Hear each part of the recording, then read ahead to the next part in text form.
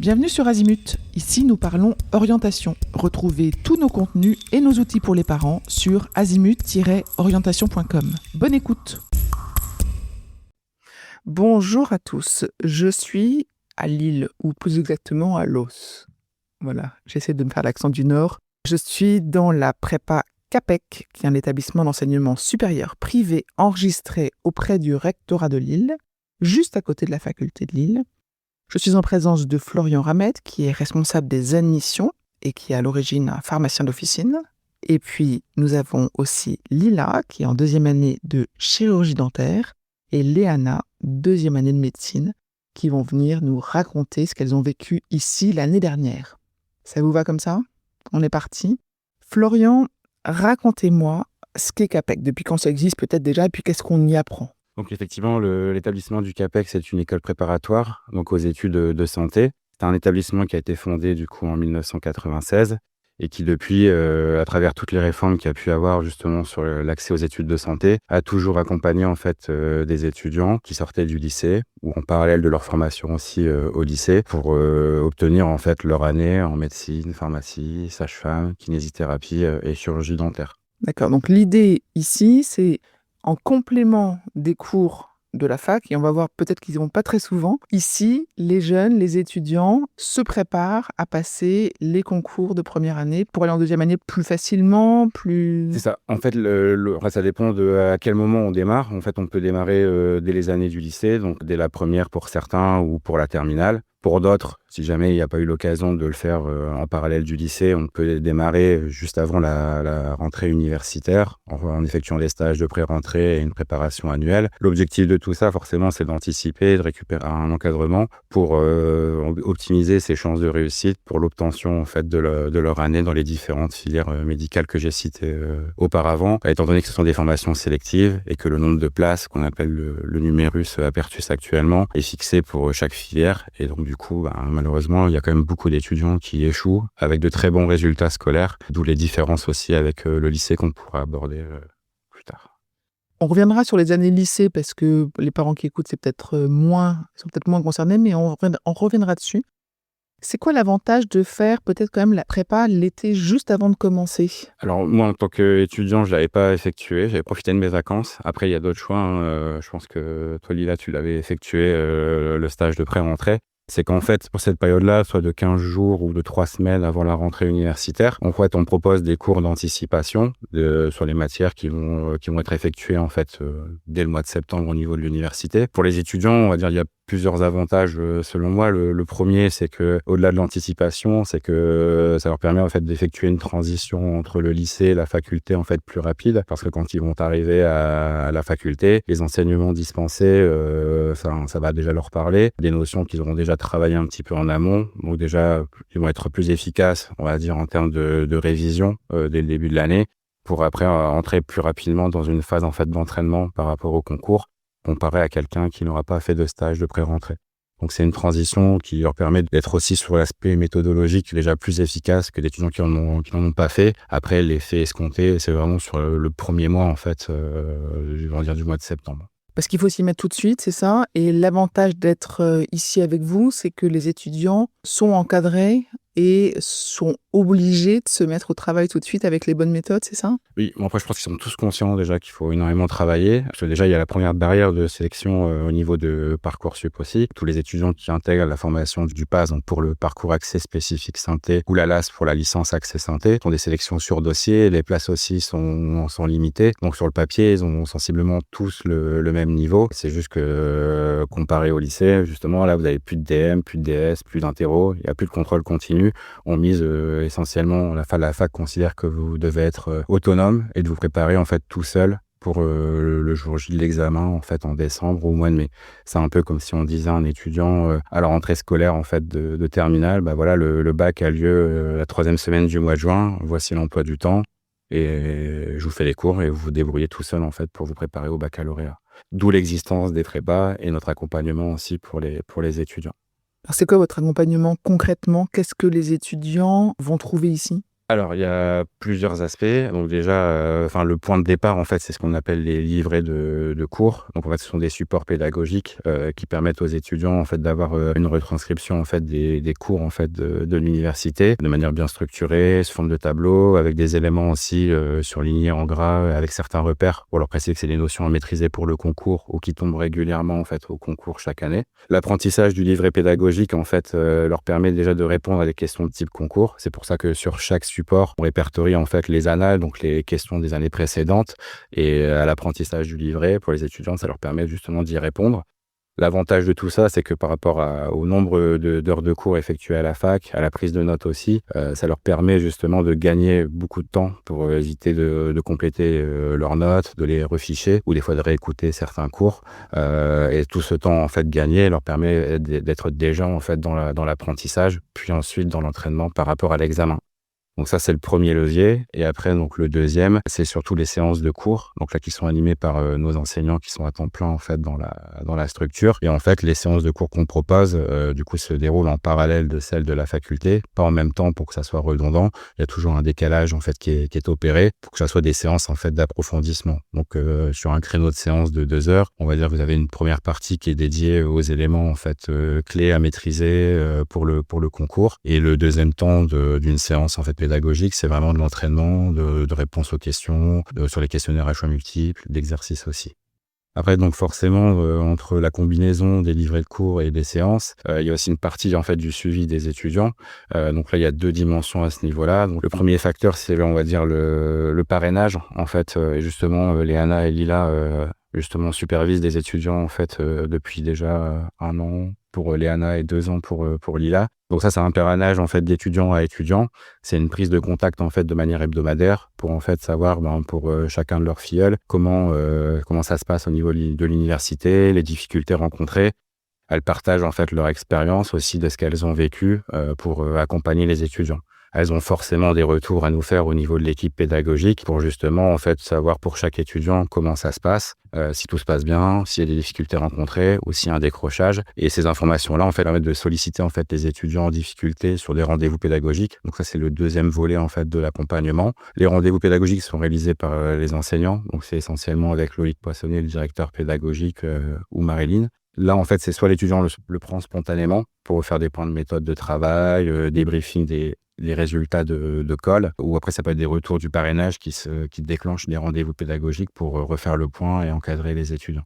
Donc si je récapitule, il y a les cours, les livrets de cours, les cours eux-mêmes, l'accompagnement par les parrains marraines, par des anciens étudiants de la prépa, et un accompagnement pédagogique de la part de la prépa elle-même. C'est ça, c'est ça. Et après, donc, le dernier outil que les étudiants ont à disposition, c'est aussi une plateforme pédagogique qui est un relais, en fait, de tout ce qui est fait en présentiel. Donc, notamment tout ce qui est les supports pédagogiques, les séances de cours aussi qui sont également en replay. Et après, c'est le côté où, en fait, sur cette plateforme-là, en fait, ils peuvent s'entraîner via un e-learning. Donc là, ça sont des banques, en fait, de questions pour travailler, en fait, chaque chapitre des différentes matières proposées. Pareil, toujours dans l'entraînement, en fait, dans la préparation du concours.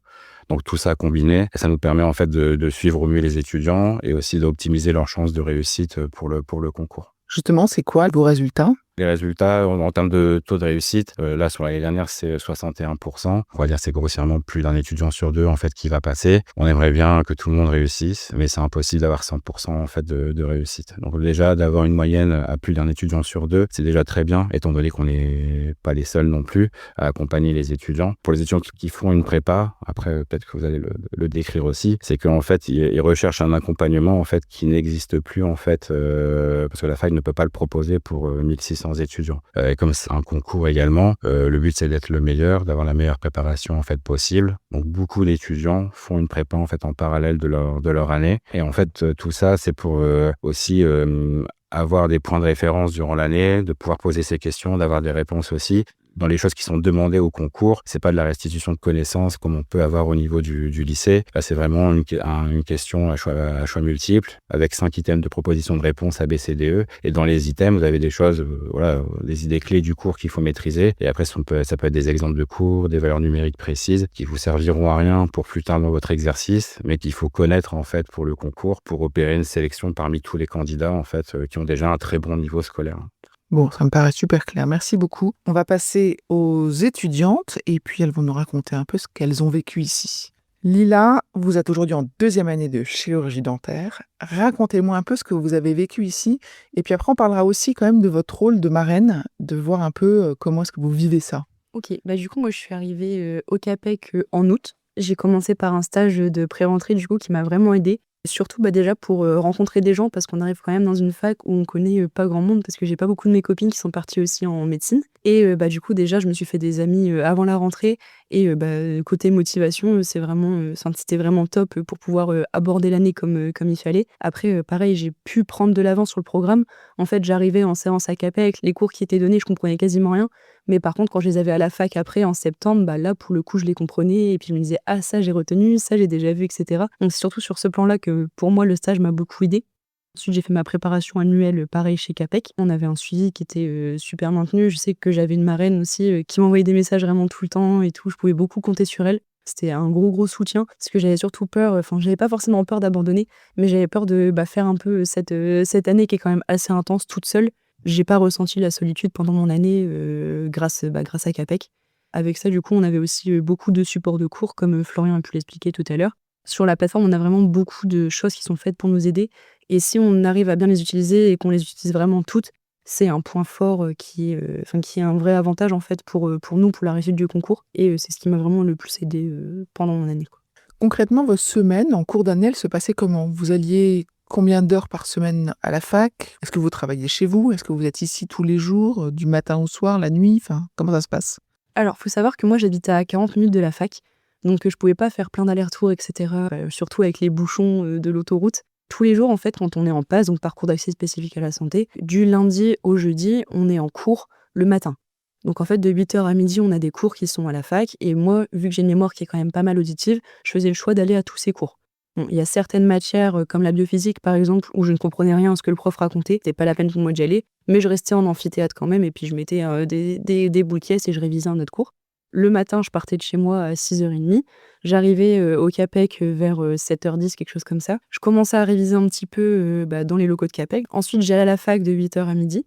Je revenais ici manger parce qu'on a une grande cafétéria et que le restaurant universitaire, la queue, elle est parfois un petit peu longue. Donc ça me faisait gagner du temps de venir à CAPEC. Surtout que il y a des frigos, des micro-ondes, etc. Donc on a vraiment tout ce qu'il faut pour pouvoir manger. Ensuite, je faisais mon petit repas pareil avec mes copains. Après, ça dépendait. En fait, soit j'avais des séances de cours dont Florian a parlé au CAPEC et j'allais en cours. Soit sinon, je restais dans les locaux pour réviser jusqu'à 19h ou 20h et puis après, je rentrais chez moi.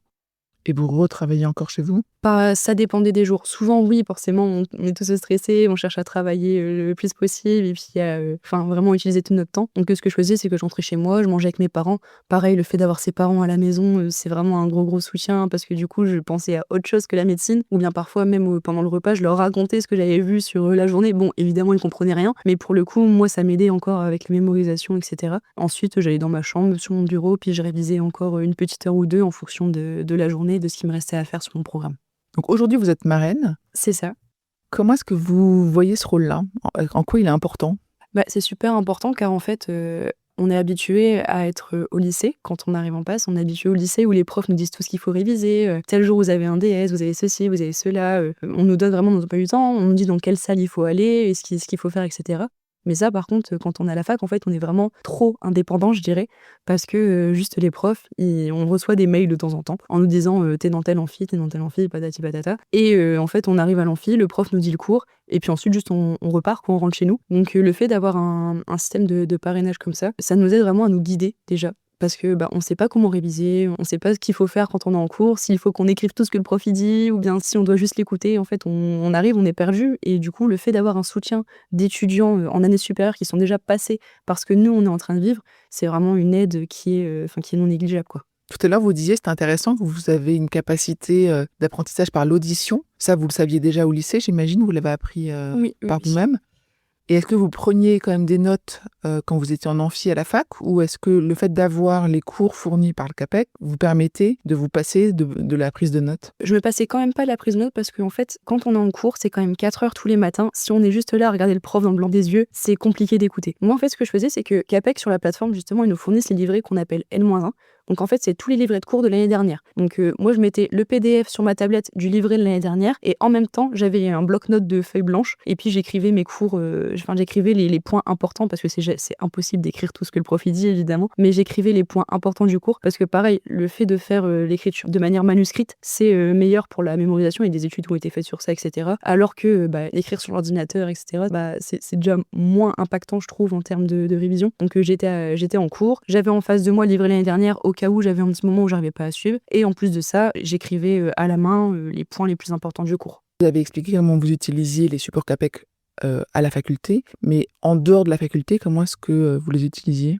Alors, ce qui est bien avec CAPEC, c'est que ils nous fournissent les polis de cours, du coup, les livrets, mais après que le prof aussi ait fait son cours. Donc, en fait, j'ai parlé des N-1, les livrets l'année passée, mais on a également les livrets actualisés. Et ces livrets-là, en fait, on les retrouve 3 jours à peu près dans nos casiers. En fait, on a vraiment un grand espace avec des casiers nominatifs, on a tous nos noms, etc. dessus. Donc, j'ai récupéré mes livrets dans ces casiers, et puis ensuite, ça me permettait justement de réviser sur les livrets actualisés avec les petits changements que les profs ont pu faire durant le cours.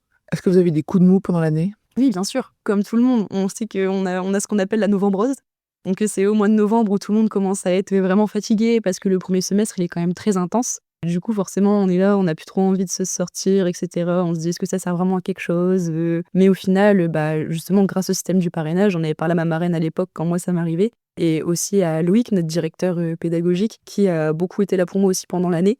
Justement, en fait, ils nous disent, non, en fait, continue, et ça nous motive, et c'est la motivation qui fait tout et qui nous aide à sortir de ces coups de mou, justement. Léana, on va commencer peut-être vous par que vous me racontiez votre meilleur souvenir de cette année prépa. Alors, mes meilleurs souvenirs, parce que j'ai quand même passé toute mon année ici, je venais réviser tous les jours, parce que c'est assez motivant, je trouve, d'être entourée par d'autres étudiants qui révisent la même chose que nous et qui parfois ont des coups de mou comme nous. Mais moi, je sais que ce que j'adorais, c'était rester ici, en fait, manger le soir, parce qu'on se fait facilement des amis, et en fait, le fait de manger tous ensemble et de pouvoir parler d'autres choses que de la médecine, même avec des personnes qui vivent la même chose que nous, je trouvais ça hyper motivant. Ça nous faisait quand même garder le sourire, parce que malgré le fait que c'était quand même une année très compliquée et très chargée, ça reste une année que j'ai bien vécue grâce à ça, grâce aux amis qu'on se fait ici et à l'accompagnement. Donc on a le temps de se créer des amitiés, on a le temps d'entretenir cette amitié, et en même temps c'est une année hyper intense. Vous avez vécu quel rythme? Par rapport au lycée, c'est surtout que ça fait une énorme différence de rythme.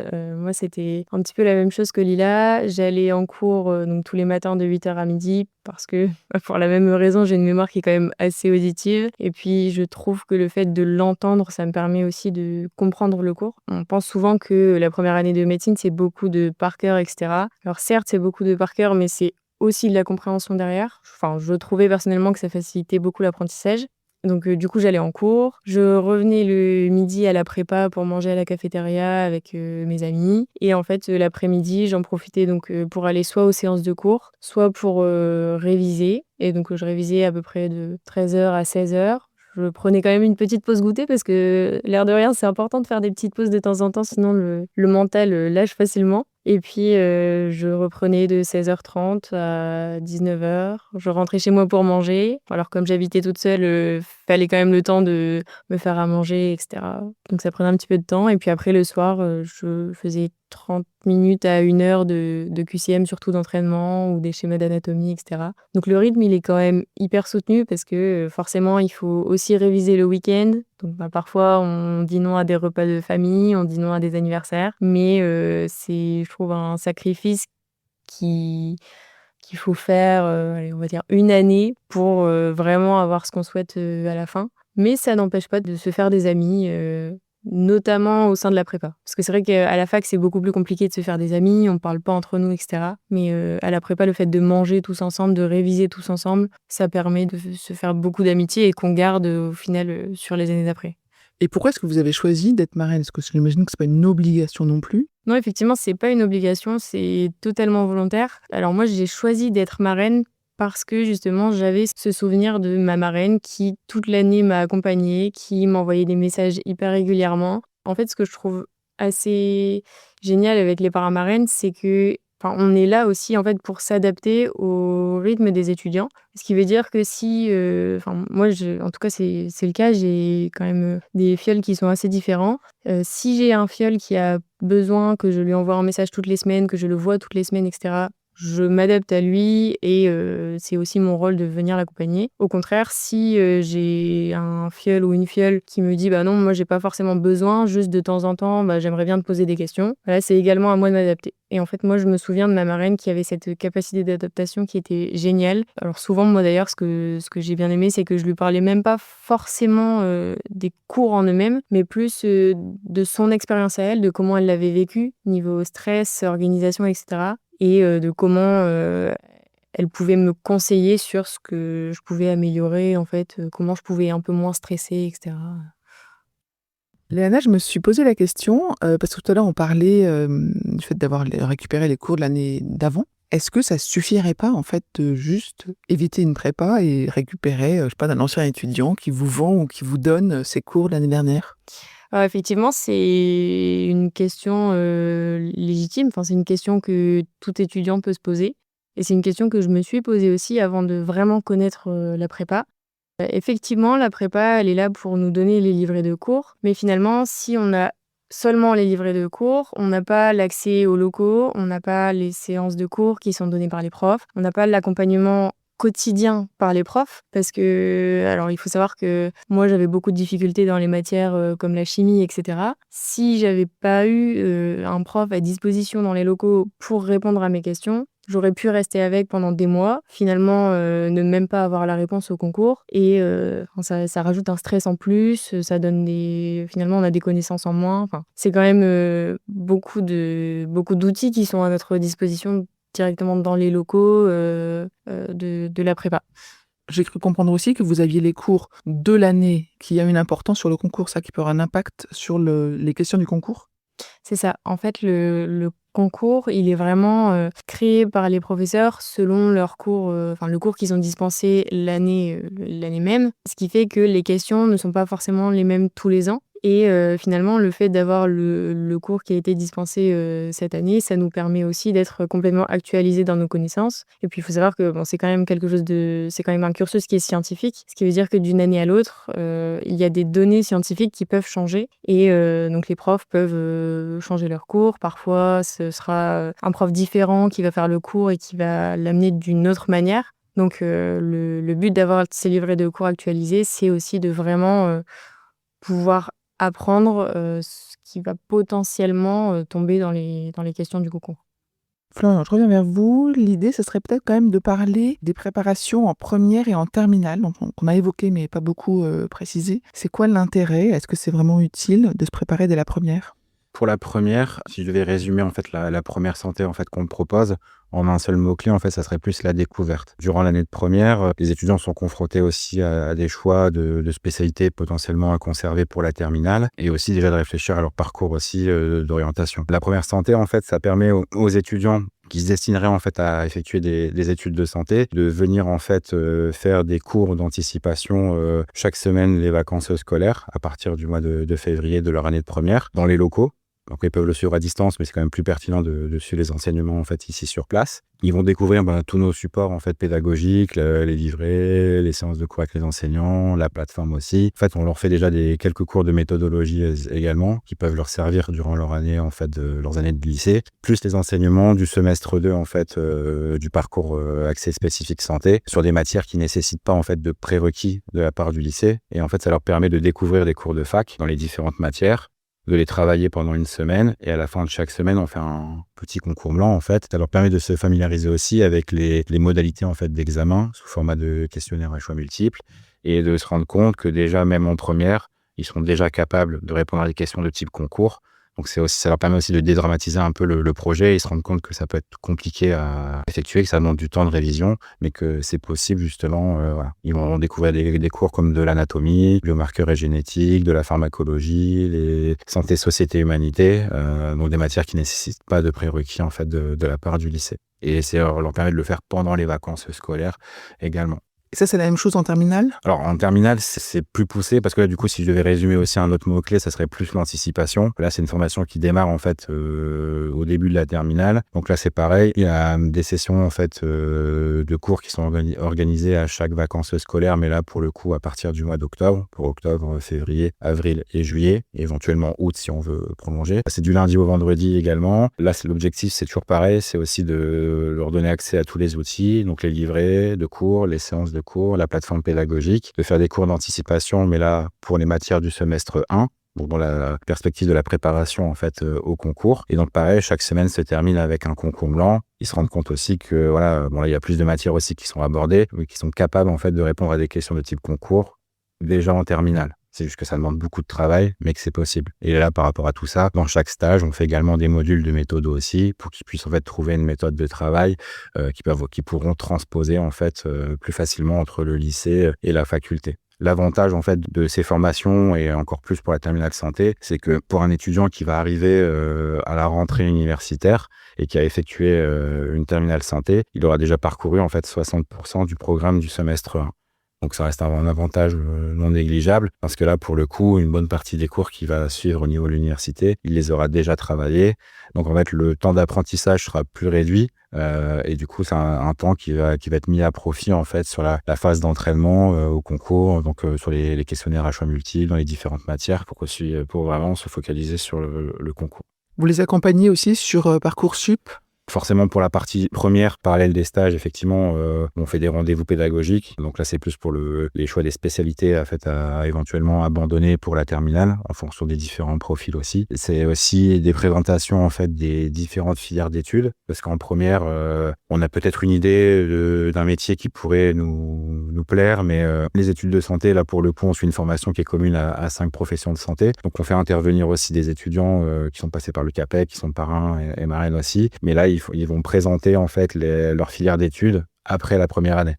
Donc ça leur permet aussi de se projeter sur le type d'études, est-ce que ça pourrait leur plaire aussi. Et on fait également des ateliers aussi spécifiques aux différentes filières, que ce soit en première santé ou même en terminale santé. Ça peut être des sutures pour la filière médecine, des prises de tension, les empreintes dentaires pour l'atelier qui était animé par Lila. Donc en fait, dans ces formations-là au lycée, ça permet aussi au-delà de prendre de l'avance pour la terminale santé, c'est aussi de confirmer en fait un projet d'orientation. Voilà. Et en faisant les choix les plus éclairés possibles. Durant la terminale santé, en cours d'année, il y a aussi les rendez-vous pédagogiques proposés en fait aux étudiants. Donc là, on aborde avec eux le projet notamment et la stratégie des vœux à formuler sur Parcoursup aussi, où on représente les différentes formations. Donc ça, c'est durant les stages où on propose des créneaux individuels. Et après, forcément, à destination des parents, on effectue aussi des conférences du soir en fait dédiées à la présentation des différentes filières d'études, PASS ou la LAS, la stratégie des vœux, le choix des différentes mineures, leur localisation, leur modalité d'examen. Et après, forcément, avec le couperet final des résultats de Parcoursup aussi, un peu comment les gérer et on va dire un peu dédramatiser le premier jour des résultats de Parcoursup parce que dans ces formations, c'est très rare d'avoir des réponses positives à tous ces vœux dès l'ouverture des vœux. Et pour certaines personnes, ça peut prendre plusieurs semaines également pour avoir une acceptation au niveau de Parcoursup. Donc, c'est les apprendre aussi à gérer cette période-là. Un étudiant qui va aller en PASS ou en LAS, qui a été accepté par Parcoursup, il faut qu'il se soit inscrit avant. C'est quoi le processus de sélection en fait pour vous rejoindre la première année d'études? Alors, il y a plusieurs phases. En fait, on peut déjà s'inscrire dès le mois d'octobre de son année de terminale pour plusieurs raisons. C'est qu'en fait, des étudiants qui veulent nous rejoindre avant parce qu'ils veulent bénéficier aussi de la plateforme pédagogique qu'on met à disposition, et notamment avec notre partenaire de soutien scolaire Prof Express, qui permet d'utiliser la plateforme et leurs ressources aussi pour les accompagner en fait sur les matières du lycée, des fiches explicatives, des vidéos pédagogiques, des entraînements de type bac, et la possibilité aussi d'échanger en visio avec des enseignants de l'éducation nationale pour refaire des points précis sur des notions de cours qui n'auraient pas été maîtrisées ou pour aborder des exercices de DM pour la préparation du bac. Donc ça, c'est proposé pour ceux qui veulent nous rejoindre avant, mais c'est également proposé en parallèle de nos formations de première santé et terminale santé. Donc là, on peut s'inscrire déjà dès le mois d'octobre de l'année de terminale. J'ai envie de vous dire, après, l'idéal, c'est de faire l'inscription avant les résultats de Parcoursup, surtout pour une question de capacité d'accueil, en fait, sur les stages de pré-rentrée du mois d'août, où là, c'est sur des périodes définies. Donc, on peut pas accueillir tout le monde sur la même période. Donc, c'est pour ça que c'est quand même le mieux de le faire avant. Et bien sûr qu'il y a des garanties de remboursement de la compte, en fait, qui est versée lors d'inscription en cas d'échec au baccalauréat ou si jamais on n'a pas été admis en PASS ou en LAS. au niveau de Parcoursup, ou si jamais le projet d'orientation a tout simplement changé, ce qui peut parfois arriver. Et après, sinon, pour ceux qui sont plus dans l'indécision et qui voudraient attendre, on peut encore le faire durant l'été, donc juillet-août. Et j'ai même certains étudiants qui attendent même la rentrée scolaire. Ils font une semaine, ils se rendent compte qu'au niveau de la fac, ça va être très compliqué, ou ils se rendent compte aussi que beaucoup d'étudiants font des prépas en parallèle de leur première année. Donc, on est susceptible aussi d'accepter en fait des étudiants sur la période du mois de septembre. En préparation annuelle, on n'est pas limité en fait en termes de capacité d'accueil, dans le sens où en fait notre équipe pédagogique est sur place à temps plein dans la structure. Donc, le nombre de créneaux de cours proposés entre le lundi et le jeudi après-midi, il est fait en fonction du nombre d'étudiants. Donc, on peut s'adapter très facilement à cette demande-là. Ce qui n'est pas le cas pour les stages de pré-rentrée, parce que là, c'est vraiment sur une période très réduite, quoi. Est-ce que vous êtes amené quand même à refuser certaines candidatures? C'est très rare, sauf si vraiment... Alors, si c'est fait en amont, on va regarder forcément les bulletins en fait, de l'année de terminale. Si vraiment les notes sont incohérentes avec le projet, on va peut-être mettre le dossier en attente. Et de toute façon, on sait qu'au vu du dossier, potentiellement au niveau de Parcoursup, ça passera sûrement pas. Donc, c'est pas forcément nous qui refusons les dossiers, c'est plus Parcoursup qui va définir en fait justement si l'étudiant est accepté ou non. Enfin, la formation qui est via Parcoursup. Oui. Il y a des étudiants qui peuvent s'inscrire dans l'établissement. Nous, on leur conseille des stratégies sur les vœux à effectuer. Donc, il y a le parcours accès spécifique santé pour le PASS ou la LAS pour la licence accès santé. Le but, c'est de couvrir une stratégie pour un projet d'orientation. Après, des étudiants, des fois, ont des choix précis sur une filière et pas une autre. Du coup, si au niveau de Parcoursup, ça passe pas, on sera amené à refuser le dossier ou à rembourser la compte qui a été versée. Et je veux dire, il n'y a pas de candidature sur le dossier pour rejoindre Je l'établissement. comprends. On va conclure. Peut-être un dernier conseil que vous donneriez aux parents d'un jeune qui veut faire médecine, veut faire des études de santé? Il y en a plusieurs. C'est parce qu'en fait, on oublie, alors au-delà de la transition lycée-fac qui est très difficile déjà pour l'enfant, sur le principe de l'autonomie et de savoir en fait comment travailler efficacement pour la préparation d'un examen. Il y a aussi la dimension, alors moi c'est plus pour mon expérience personnelle, j'habitais à 45 minutes de la faculté. Là pour le coup, je faisais pas la route tous les jours, mes parents avaient pris un logement, j'avais 18 ans à cette époque-là. Donc il faut prendre aussi en compte le fait qu'on se retrouve éloigné du domicile familial, tout seul dans un appartement, tout géré.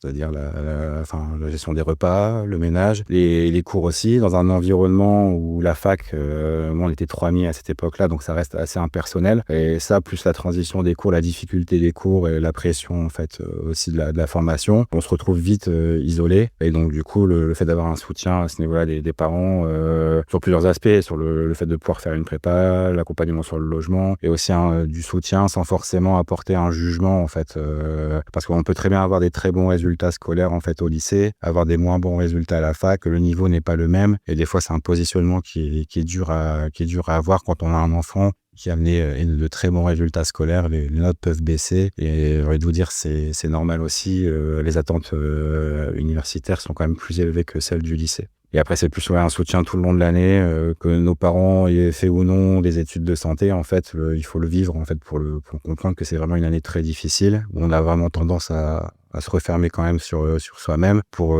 se focaliser sur un objectif précis. Et on peut oublier le reste, justement, l'environnement familial, le fait d'avoir quand même une petite activité sportive pour un peu penser à autre chose aussi. Le fait d'être encadré, c'est toujours bénéfique, quoi. Ok. Merci beaucoup à tous les trois de ces explications. Effectivement, on a senti l'apport du CAPEC et aussi son ambiance. Je pense que c'est important. Et on le disait avant l'entretien, le mental est important. Donc le fait d'être accompagné pendant cette première année qui est complexe, eh bien c'est important. Merci beaucoup à tous les trois.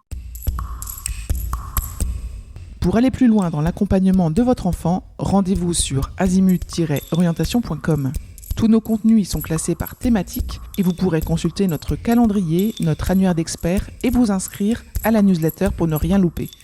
Merci pour votre fidélité. À bientôt.